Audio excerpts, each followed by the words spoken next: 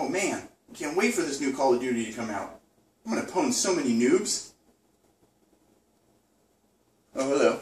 Didn't see you there. I was just reading up on some nutrition.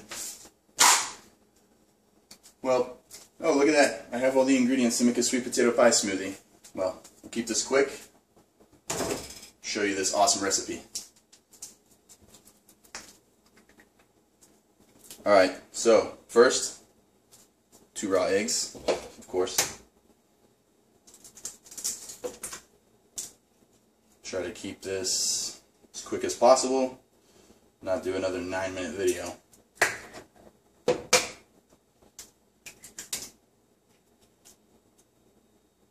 Okay. I'll leave the ingredients at the end too so you can see how to make this.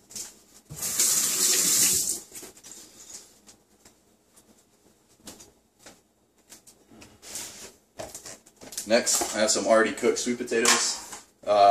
Steaming them or boiling them typically is best for as far as retaining the maximum amount of nutrients.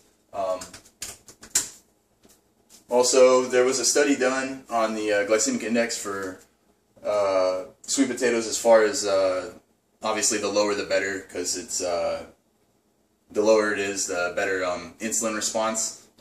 Glucose is at 100, so that's the standard for sugar. Baked potatoes are at about an 85. Sweet potatoes, when they're boiled, apparently are about a 46, which is extremely low. That's even lower than oats. Oats, I think, are around 54.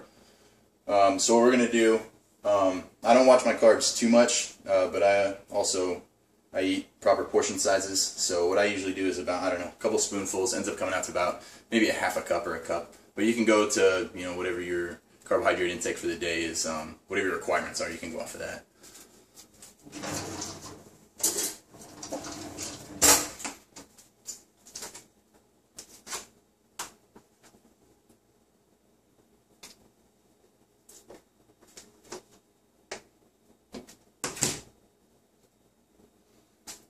Okay, and if you want to make this really quick when you steam them rather than boiling, because boiling can take a little while, instead of boiling, what I do is usually I'll dedicate like a Sunday night to steaming a bunch of them. So I buy these Ziploc Zip and Steam. You can steam 2 of them in about 8 minutes.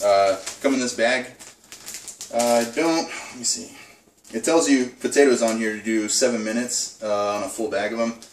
So I've just kind of went off of that. So depending on the size, if they're really big and you're barely getting 2 in there, maybe 9 minutes or something. But somewhere between 7 and 9 minutes, depends on the microwave. Yeah, and then after they're all done, I just mash them all up and then put them in Tupperware and then store them in the fridge. And honestly, like, I can store them in there for like 5 days and they are still fine. Okay, so after the sweet potatoes, then we're going to do the milk. Do 8 to 12 ounces. You can do whatever texture works for you. Some people like it thinner, some like it thicker. I like it somewhere in between. And then if you're going to do it right then, and you want it nice and chilled, you can also throw some crushed ice in there or something. Okay. So cinnamon, we're going to do half of a teaspoon. Or a little more. You can do a little more with cinnamon because it adds some really good flavor to it. This, once it's done, also, some people have said that it tastes like a cinnamon spice, or not cinnamon spice, like a pumpkin spice smoothie. I don't know. It's made of sweet potatoes. I call it sweet potato pie smoothie. So now I'm doing a 1/4 teaspoon of ginger, and then I'll do a 1/4 teaspoon of nutmeg. These ones you have to be careful with. You don't want to. I wouldn't go too much above on the ginger or the nutmeg unless you really like the flavor of them, because the ginger can add some heat and the nutmeg can definitely make it overpowerful. For sweetening, I use stevia because it's really low on the glycemic index, so the insulin response is very minimal. You can just put as much as you want to taste. So I usually do like, I don't know, like 3 or 4 scoops, which isn't, I mean, it's not a whole lot. Ends up coming out to like, I don't know, 200 milligrams or something. So do that, then we're going to do a banana.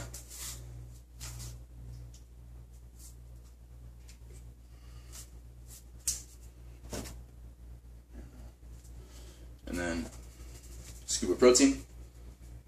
Sometimes you don't even have to, if you don't want it too sweet, you can also go without adding the stevia, because vanilla protein kind of adds a little bit of the vanilla flavor, and for a lot of people it's already sweet enough just with that. So you can try it without the stevia or sweetener, with the protein in there, and then if you don't need it, don't add it, but I like it extra sweet. I guess it's a child in me. Okay, now we're ready to go.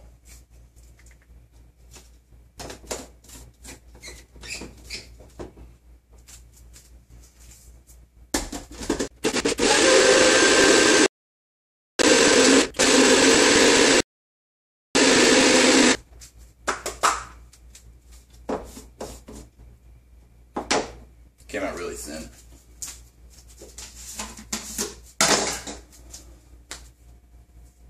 But not bad. Actually, that's probably perfect, actually. But notice it's really smooth, no chunks. I mean, it doesn't take a lot of effort from a blender to blend up, steamed sweet potatoes, but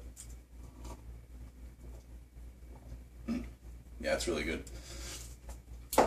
Try it out, see if you like it. It's one of my favorites, really good go-to. I mean, sweet potato is one of the best complex carbohydrates that you can get, and if you eat regular potatoes on a daily, or if that's in your diet, I would recommend against it. Technically it's a complex carbohydrate, but your body responds to it like it's sugar, as far as the insulin response goes. These obviously much lower in the glycemic index, a lot better for you. And sometimes I'll do something like this maybe a couple hours before a workout, and especially on leg day, and it's really good for an endurance boost. Next recipe I'll probably show you will be sweet potato pancakes, and if you do like a day off of work or school or whatever, you have time, sweet potato pancakes are awesome for like a pre-workout, like on leg day, or just any really heavy or any big workload day. Do that for your breakfast. A couple hours later, do your workout, and like I've noticed, endurance is really good. You can go, all day it seems like. And then also next few videos, I've been doing a natural pre-workout for a while that I kind of came up with on my own. If I wanted to market it and sell it, but it doesn't seem like it's going to be cost effective, so I think what I'm going to end up doing is just give you the ingredients and show you how to make it, and then see what you think. Anyway, hope you liked it. Thanks for watching.